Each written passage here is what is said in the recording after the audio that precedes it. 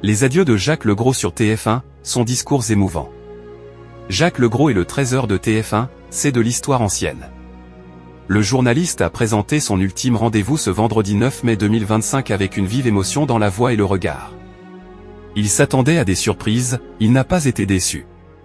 Jacques Legros a refermé une histoire longue de 26 années aux commandes du trésor de TF1.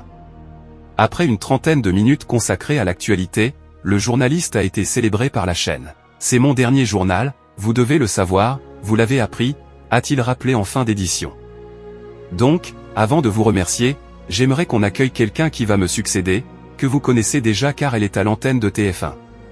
C'est Isabelle Iturburu, a intronisé Jacques Legros, qui saluait que le rendez-vous de la mi-journée soit dorénavant incarné par deux femmes du Sud remplaçant deux hommes du Nord.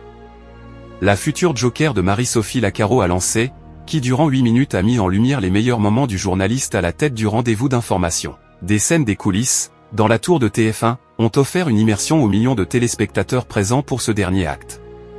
Ses premiers pas à LCI, un incident technique ayant plongé le journaliste dans le noir ou l'animation d'un JT orné de longues boucles d'oreilles ont aussi été intégrés dans ce long best-of.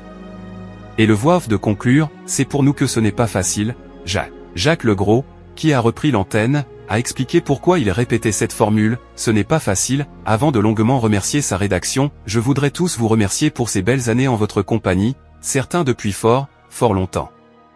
Remercier Thierry Thuillier et la direction de TF1 pour qui l'âge n'était pas un critère, ce qui explique que je suis là encore aujourd'hui. Merci à vous chers téléspectateurs pour votre fidélité, votre complicité. La demande de Jacques Legros à Isabelle Iturburu.